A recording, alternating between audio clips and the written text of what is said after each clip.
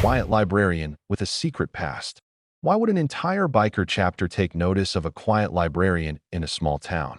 To most, Clara Jennings was just the soft-spoken woman behind the circulation desk of Ridgefield Public Library. Always polite, always gentle, always helping the local kids with their homework after school. But what Marcus Walker, riding through town on a routine trip, discovered by accident wasn't just kindness. It was a hidden strength, a past full of trials, and a courage so deep it would eventually move dozens of bikers to step into her life and protect her from shadows no one else saw. Before we continue, take a moment to support the channel. If you love real-life stories of courage, compassion, and unexpected heroes, subscribe to Hidden Heroes. These stories prove that true bravery isn't always loud or violent. Sometimes it's quiet, sometimes it's patient, and sometimes it comes from people no one expects. Before we dive in, let us know in the comments. Where are you watching from today? Our community stretches across the world, and it's incredible seeing how stories like this resonate with people everywhere. Now, let's go back to Ridgefield Public Library, where one quiet librarian's life was about to intersect with a biker who didn't just notice her kindness, he noticed her courage. Clara Jennings was small in stature, with soft brown hair usually tied in a neat bun at the nape of her neck. Her glasses always slipped slightly down her nose as she leaned over students' homework, gently correcting spelling mistakes or pointing out math errors. To the casual observer, she might have seemed fragile. Her voice was soft, her gestures delicate. But those who knew her, even the children she helped, sensed a quiet authority, a calm that could ground anyone feeling lost or anxious. Every day, she opened the library at 3 p.m. for the after-school program.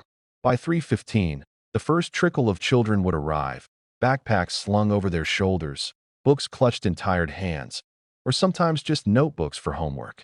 Some came shyly, others with chatter and laughter that made the old building echo. Clara welcomed each one by name. Some of the kids were struggling academically, some came from homes where no one could sit with them to help, and some were simply looking for someone to listen. Her own life had taught her the value of being that person. She had learned early that help was rare and kindness was precious. Ridgefield was small, sleepy, and full of quiet streets lined with brick sidewalks and old oak trees. The library sat in the center of town, a brick building with tall windows and a faded wooden sign.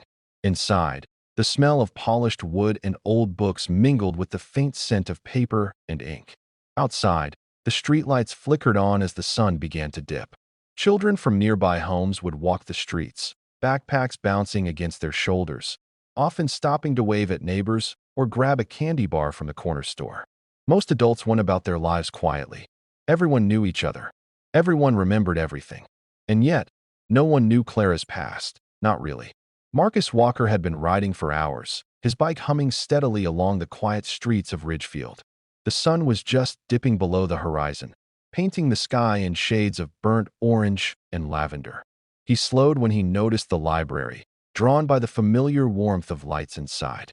He had been on the road for days, taking in small towns, stretching his legs, and looking for a break from the noise of life on the highway. When he leaned his bike against a post, his eyes caught movement inside the library. A group of children sat around a large table, their heads bent over books and notebooks. And there, in the middle, was Clara. She was kneeling beside a small boy, pointing at his math homework with gentle precision. Remember, it's okay to make mistakes. That's how we learn. Marcus paused. There was something about the way she moved, something careful but confident, that made him take notice. Her voice wasn't loud or commanding, yet the children listened as if every word mattered. For Clara, this was just another evening. She guided the children through multiplication tables, helped with spelling, and occasionally offered a word of encouragement when frustration showed on a child's face. A girl named Emma struggled with a reading passage. Clara sat beside her, taking her hand lightly. "Let's take it slow," she whispered. "Every word counts." Emma smiled nervously, and slowly, she read aloud. Clara nodded encouragingly. "Perfect. See, you just needed a little patience." The library was filled with whispers of learning, occasional laughter, and the comforting rustle of paper. Marcus watched quietly, sensing that something important was happening here, something beyond homework. As the children packed up their things and headed home with their parents, Marcus lingered, pretending to examine the library's bulletin board. That's when he heard her voice lower, almost to a whisper. "I just don't want anyone to know," Clara said. The librarian she spoke to, another staff member, paused. "You mean, about before you came here?" Clara sighed, her eyes dropping to the floor. "Yes, about the life I left behind. But these kids, they deserve better than my past mistakes. They deserve someone fully present." Marcus felt a jolt. This wasn't just quiet kindness. This was resilience. Someone had survived something hard and chosen to dedicate her life to helping others. He didn't approach immediately. He didn't introduce himself yet.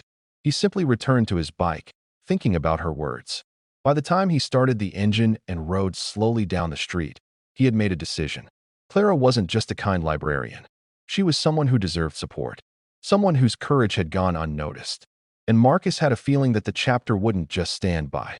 The next day, Marcus returned, not for casual observation. He had called a few trusted members from his chapter. They would ride quietly, unobtrusively, checking in on the library, on Clara, on the kids.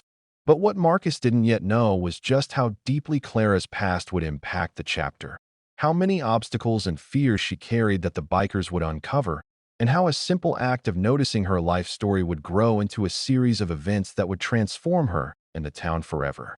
Marcus had seen her kindness, but he hadn't yet seen the full story of what Clara had endured before Ridgefield, and why her life had remained hidden for so long. When the chapter discovers the truth, they won't just offer help. They'll rally around her. And together, they'll confront challenges she's faced for years in ways she never imagined.